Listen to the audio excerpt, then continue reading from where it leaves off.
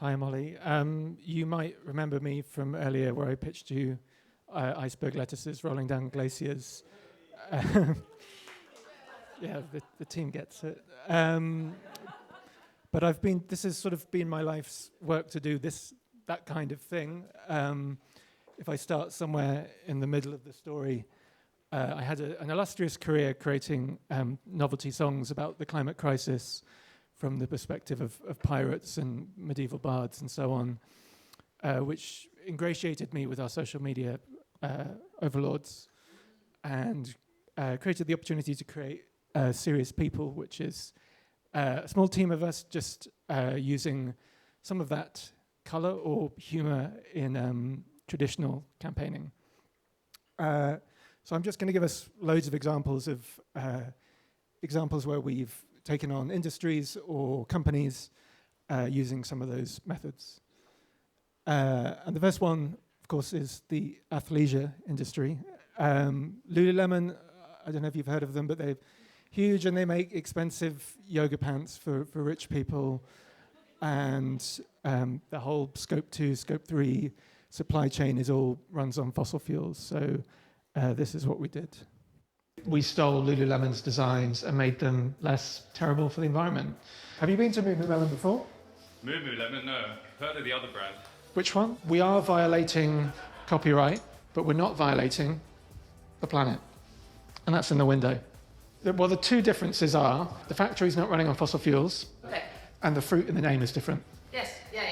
Lululemon will look at this and say, wow, if these guys can do it, why can't we? Do you know they will though? Obviously, they might just sue us. But if we went to trial, would you be prepared to testify? Sure. Our lawyers would like to refer to this as parody. I wouldn't use those words. I'm from Moo Melon. We just moved in down the road. We're having drinks at 5 later. Drinks at 5. Just wanted to see if you guys wanted to come. Have you got anything like a rust cinnamon type jumper? We're not trying to compete with you. We're just sort of trying to morally undercut you for rhetorical purposes.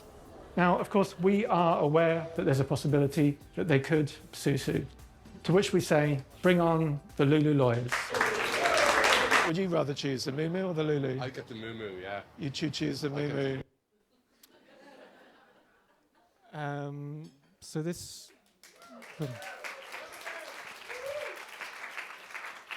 so the stunt got us press in Forbes and Vogue, and the film got us a few million views online, and the campaigners that we were working with were in the room with Lululemon to show them the film, which was apparently a tense conversation where they said they admired our creativity. But the good thing is, a couple of days ago, they've announced a new policy to secure renewables for their suppliers, which is great, or at least a step forward.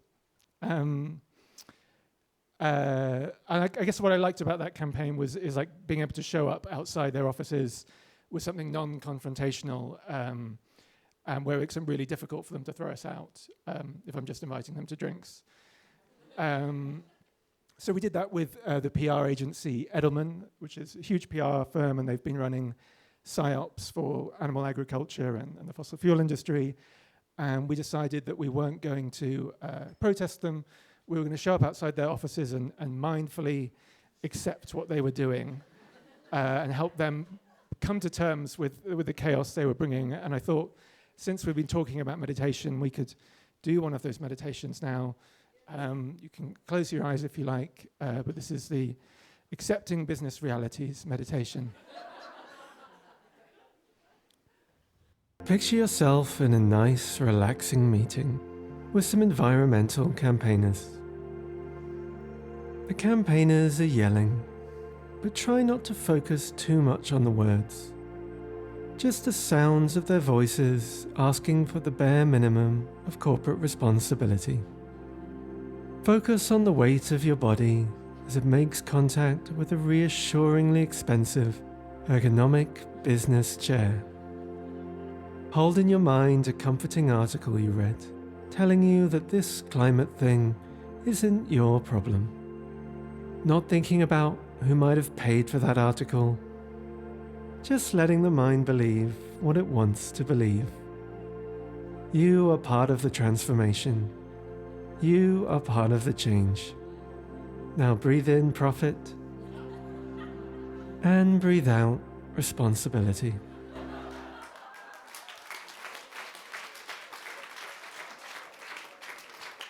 And of course, I like that we try to overcommit to what we're doing. So we launched this as a real app, and we could see that while we're outside their offices, that there were thousands of their employees logging on to try this. Which is funny because a lot of the people that work in this company don't even know that they have these clients because it's sort of hush-hush and happens behind a secret door. Private jets, we don't need to talk about why we don't like them, but this was not targeting a company, but a general global policy where jets don't pay duty on fuel. Actually, aviation in general doesn't. And so we created a service to help you also avoid paying duty on fuel. And this was the ad we made for that.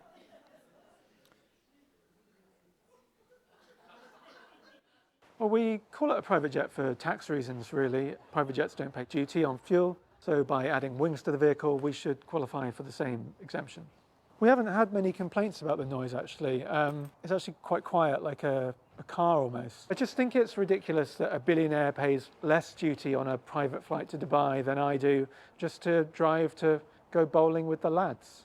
This is a wing mirror. But actually, from HMRC's perspective, that is a mirror. That wouldn't qualify for a tax exemption. You would have to use the plain wings. Oh, hang on.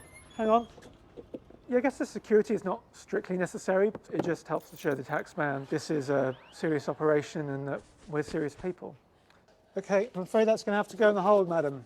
I suppose in the future I see there'll be one petrol station for cars which pay tax and another petrol station for cars with wings where you wouldn't pay tax. I think that's probably the ideal system.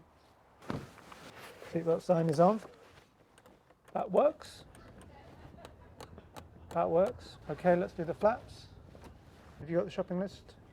Okay, and time at our destination is about 10 minutes from now. And if that's everything, then we are cleared for takeoff. Oh, just a bit of turbulence there. I think the concept definitely does have wings. I think the options are we tax the rich like everyone else, or everyone else steps up their game and puts wings on their car. It is a good question, why is private jet fuel duty free? It's not a Toblerone, is it?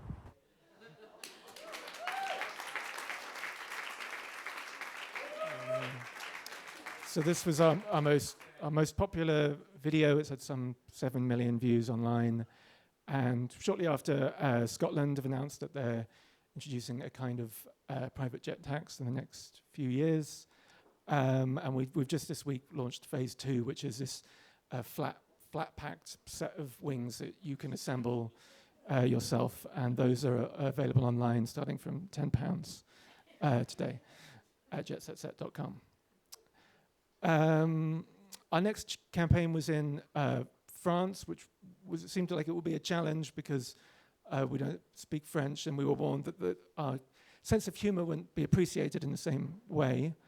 But this was a campaign we did on Société Générale, who think they're kind of the good guys because they have a policy not to put money in coal, but they give money to Adani Green, who can then just give money back to Adani, the world's biggest coal company. So we went to Paris to launch a brand campaign to excitedly announce this new perspective. We're burning the planet, yes, but we're doing it in a responsible way. I'm Oli, I'm a marketing intern at the bank, and today we're showing off our new brand campaign, Assez Vert, which means green enough. Their brief was, we fund renewables, we also fund coal expansion, so it's really about making the consumer excited about that like we are. Talking about greenwashing? We wouldn't call it greenwashing, we would call it, public expectation at the moment is really low. So what we're trying to do is just about meet that expectation and then stop there. Why is there money here? Yes. No, we don't look at this. Yeah, I'd say the good and the bad cancels out. Burn a tree, hug a bunny, underwrite a $409 million bond to the world's largest private coal company. For every coal mine we fund, we'll plant one tree. Do it again. Yeah, we did say we'd stop funding coal companies. We didn't say that we would stop funding subsidiaries of those coal companies that then give money back to the coal company. That's not the same thing. Just like Oh, shifting okay, the yeah. problem. Do you have any suggestions? Well, change what you're doing and then advertise that. Yeah, there is a petition against us online, and we are saying that for every person that doesn't sign that petition, that person will receive a branded reusable cup from us. I brought some merch from head office. Is it okay if I leave it here? We've listened to Mother Nature, but sometimes you've got to listen to Auntie Spreadsheet.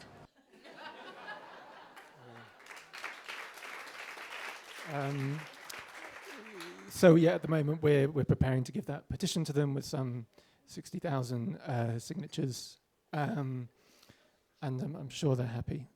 The lawyers, just in general, they are underwriting bonds and financing. So not underwriting. They're doing the contracts that secure financing for new oil and gas projects, and that is kind of protected within the industry by this belief of the right to defense, or it gets caught up with that. And then I guess we wanted to contribute to this argument by releasing a children's book, and that's this. Well, today we're going to the launch of my first kids' book, Why Daddy's Law Firm Works with the Nice Oil Man. Daddy, won't burning more oil mean more people get killed? Well, we don't burn the oil, we just help it get drilled. Yeah, our kids do sometimes wake up screaming, wondering why their dad's working for one of the most destructive industries on earth. And sometimes what they really need is not a hug, but a persuasive legal argument.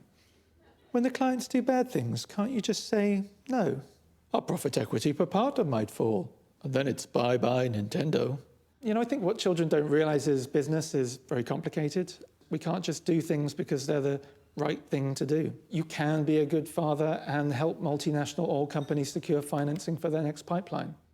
Hi, sweetie. Just wondering if we're going to see you at the launch later. Daddy's big day. Yeah, no, of course, you've got your therapy tonight. I think people will really connect with the plight of a well-paid lawyer having to justify the moral complexity of his work to his children.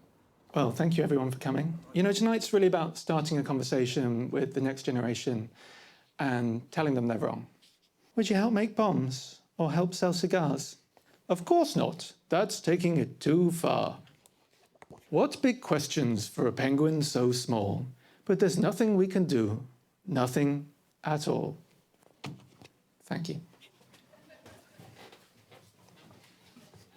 Are we facilitating an extinction level event? Maybe, but we're lawyers, not scientists. So I will leave one copy of the book over there. But we delivered this to law offices around London and got onto the industry press, and it's currently provoking a lively debate amongst lawyers online. I'm going to keep pumping your veins full of content unless someone tells me to stop. But SUVs, this is a slightly different campaign because we didn't do a whole song and dance. Our partner, Clean Cities, had a report that SUVs are getting larger every year. And all we really did in this is put a name to that, which was car spreading, which, if you didn't know, is just a play on man spreading, which is when men sit like this. And that alone was got this picked up in pretty much every UK major outlet. Kind of funny just using it in the headline like it's a real word, which ad agencies, there's an agency called Ogilvy, which is the #1 agency for fossil fuel contracts, and they didn't, surprisingly weren't boasting about this. They didn't put it on their website, and we wanted to help them, celebrate this great achievement by launching a fossil fuel fun fair outside their offices. So this was Ogilvy Land. Come on down to Ogilvy Land, fossil fuel fun fair. It's a fun day out for the whole family. Welcome to Ogilvy Land, Fossil Fuel Fun Fair. I'm Woody the wildfire-stricken squirrel, and take a look at these fabulous rides and attractions and so much more. Take a spill down on Oil Can Alley, then head over to the fiery roller coaster. Then test the planet's limits. Can you hit 4 degrees? And why not see if you can get through the revolving doors? But look out, Ogilvy's called the police. Come on down to Ogilvy Land. Fossil Fuel Fun Fair. Ogilvy, the #1 agency for fossil fuel contracts worldwide. So I guess our aim in this kind of work is to increase the reputational costs of continuing to work with the fossil fuel industry. And I think we kind of killed these guys in the trade media. And we had the sort of founder appearing on a podcast doing a very bumbling explanation of why it was okay. Got a couple more of these asset managers. The company Aberdeen were, underwriting bonds to fossil fuel companies, and they kept making terrible decisions just in their general management of the company. So we made a video game called Asset Manager Quest, where you got to be the CEO and try and make some better ones. And you could either basically win the game instantly by stopping funding fossil fuels, or you could go off and become a pastry chef, basically, and avoid the problems. And I threw this last one in because you guys earlier loved coming up with songs, but we created this campaign for Publicis, who are Europe's biggest fossil fuel promoter, and we launched a Eurovision in their name called Fossil Vision. It's not Eurovision, it's Fossil Vision for fossil fuels. We like to pump oil, pump gas, pump it up and pump it fast. Well, yeah, renewables are cheaper and cleaner, but which is sexier? Boom, baby, drill it just like that. Boom, baby, yes, I'm too frank. Yeah. Well, it's organised by Publicis Group. We're one of Europe's big fossil fuel promoters, and we're also pretty good at singing. Carbone, c'est bon, c'est la la la la la la. C'est bon, c'est la la la la la la la. I mean, we're doing everything we can for the environment, of course. For example, we had a meeting about net zero. I got my favorite spinny chair. There were lots of pastries there. But also, money doesn't grow on trees, so you got to ask, do we need them? Just a wildfire on a summer's day. Just a wildfire ripping through LA. And the winner of Fossil Vision 2026 is Bang Bang Drilly Drilly Bomb. Bang, bang, drilly, drilly bomb, drilly, drilly bang, drilly, drilly bomb. Bang, bang, drilly, drilly bomb, bang, bang, drilly, drilly bomb, bomb. I mean, Fossil Vision's always been about togetherness. Coal, oil and gas, together, forever.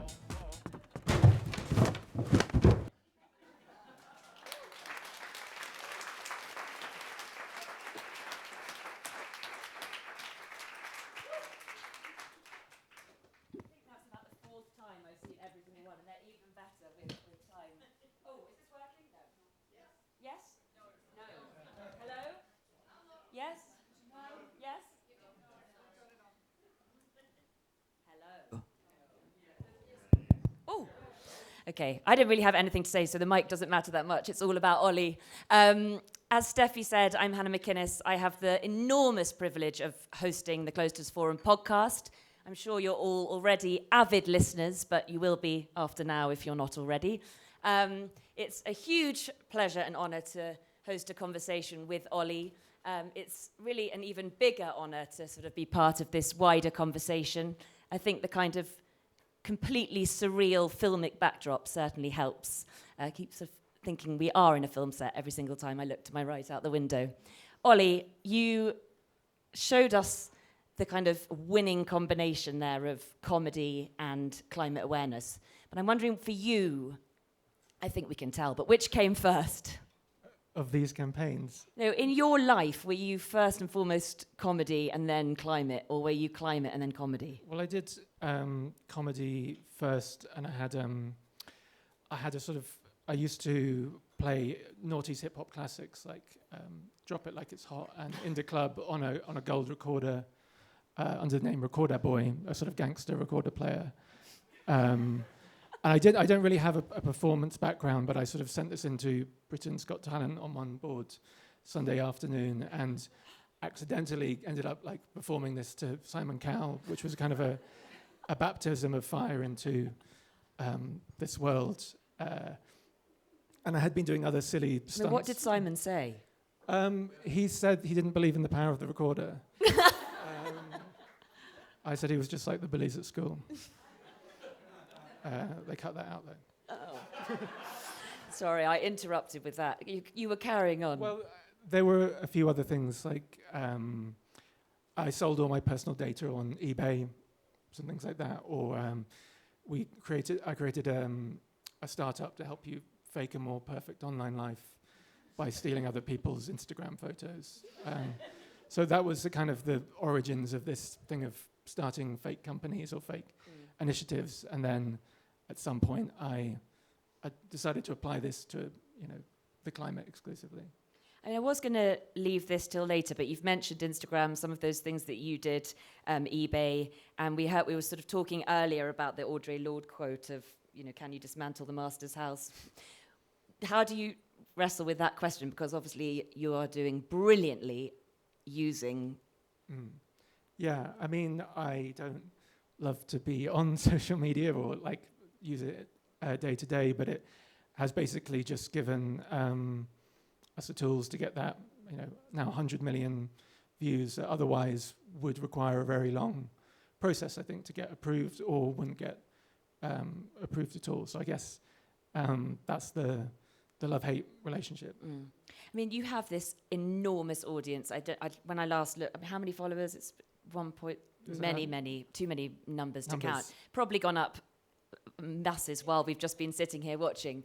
But I just wonder if, and it's hard, I know, always to kind of count these things, but do you know what you've tapped into, what sort of audience you're bringing in? And we were listening earlier to the importance of bringing different audiences, which no doubt you're doing, especially because these clips, and we just managed to watch 8 of them, they're just what people need in today's environment. Yeah, I think we were talking about this last night, but the wider those videos go, the more they get out to a bigger audience.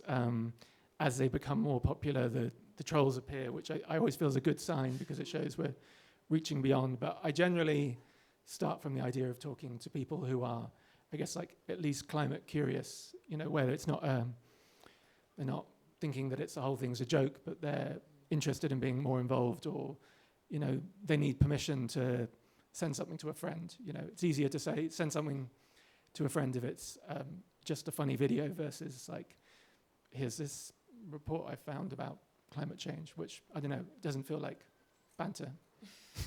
Okay, so banter, I mean, humour, mischief, comedy, joy, all of those things that you have in abundance in all of the films.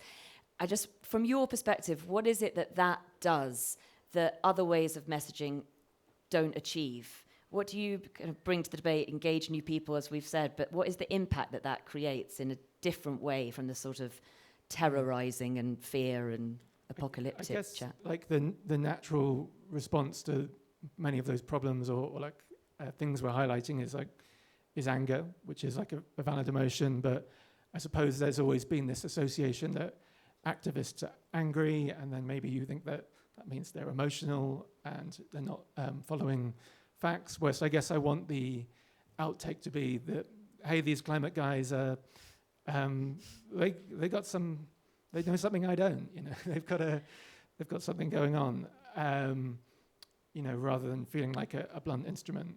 I think it's that's the output of turning that anger into just mockery instead. So that's really interesting.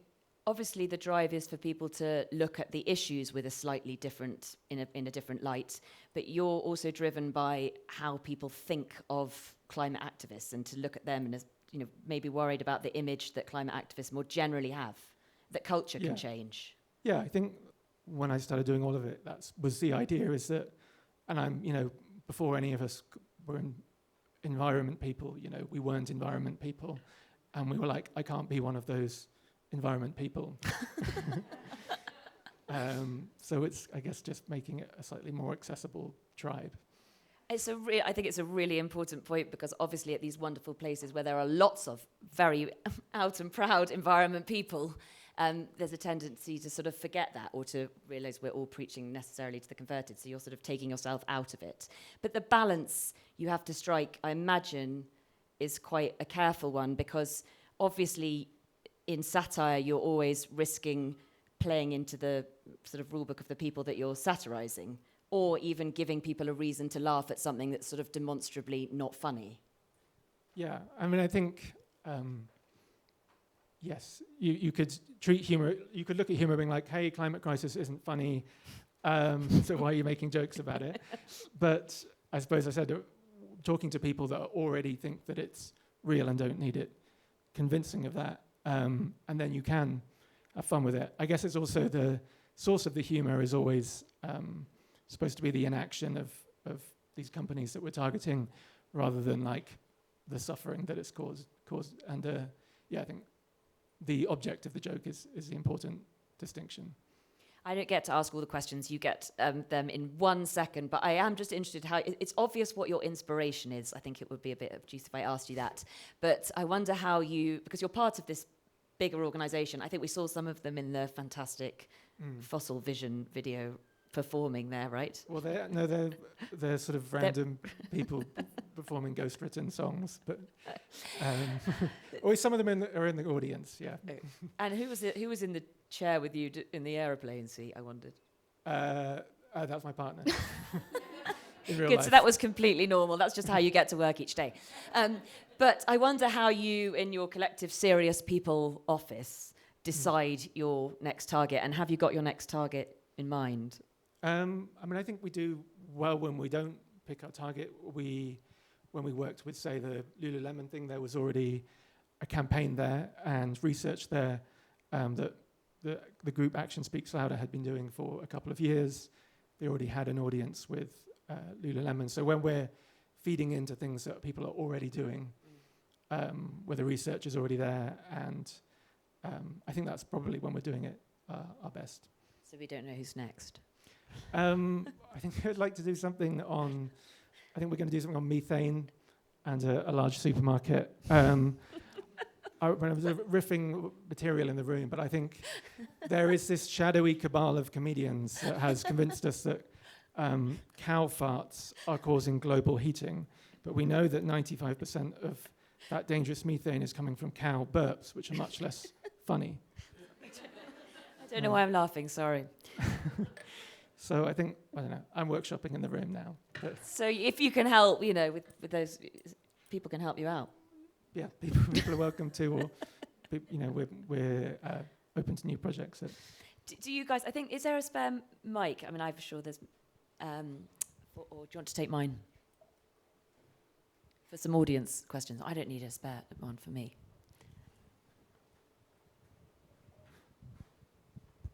So you crack me up. I think you're brilliant, but more importantly, I think you're inspiring. So I want to take you into that conversation. The Yes Men, right? Really important group of artists do what you did, except they took themselves seriously. Like they wanted you to believe that they were real fossil fuel people or lawyers doing that thing. You bring an incredible amount of humor. I think it becomes accessible. I'm wondering, first of all, bizarre question: are you an artist? I like you, if you like, yeah, absolutely. Are you an artist? Yes. Of course, yeah. Right? I'm wondering if other artists can see their reflection in you and what you can do to make that happen. In other words, how is it that, aside from reaching, 100 million people, you can do more, right? In other words, what can you do to get other people to be like you, understanding that that is indeed an art form, like the Yes Men? God. Yeah, tricky question. It was a big one. I think... because 100 million isn't enough, Yeah. In my book, that's just not enough. You need to do more. Absolutely. But I guess I don't come from We put you on your feet here at the Klosters Forum. I think we all wrestle with the fact that whatever we do or whatever we're doing, we know it's not enough because the climate crisis keeps going on. And I kind of come from the point of view of not like everyone should do humor I come from the point of view, I was doing humour before, and I'm just applying the thing that I know how to do and doing that to the best of my abilities, I think, and trying to make it slightly better than it was the previous year. And so I guess that's what I come out with and say, is that I don't want another 100 people necessarily doing humour, but just artists, like you say, doing what they know how to do best, but applying it to this problem. You're a slacker. Thank you. I was just going to say I'd love to see one on data centres. That's all I was going to say. Have you had a cease and desist letter yet? And if not, do you actually think that's the power of humour, that the people that you are mercilessly and beautifully mocking can't bear to be seen as not having a sense of humour? We haven't had a cease and desist letter, and I was saying that I'm offended at this point, that we keep taking legal advice. Legal advice says, don't do this. We do it. Nothing bad happens. And so I believe that if we keep doing these things, nothing bad will happen. No sue-sue. Yeah, no one's sue-sued. But it's a Barbara Streisand effect, isn't it? Corporations know as well that when they do sue-sue, we'll just get far more press from that than if they don't. So you're right, that is the immense power. Anyone? Yeah. So if there's been no cease and desist letters so far, which you would have measured as a success, what would you say your biggest success has been of all the campaigns? What are you most proud of and why? I'm proud of this recent Lululemon one, just because we managed to get the 3 different audiences that we're talking to, which is, there was a lot of, we can count it in millions of views on social, but there was also some action from the decision makers, and we also, which also came from the press that we got. So I guess we're trying to hit those different audiences in each campaign, which is tricky, because if you want it to talk to decision makers, it needs to be a little nuanced. If it needs to be popular online, it needs to be a bit simple. Yeah, I've just been given some great news. 5 more minutes. There we go. Questions? Thank you, Oli. It's spectacularly brilliant. So good. I'm curious about whether any insights you might have gained about... So we have this wonderful release when we have this laughter, and then what's the emotional journey after that? Or what's the kind of... Are there any insights around how that leads to behaviour change or different ways of being in the world? Or have you gained any insights from that? It's super hard to know, I suppose. But. I decline to know what the power of laughter is, but I assume that what we're generally doing is it disempowers those actors by being able to laugh at them, and makes it clear that this is not something that is just fine and normal.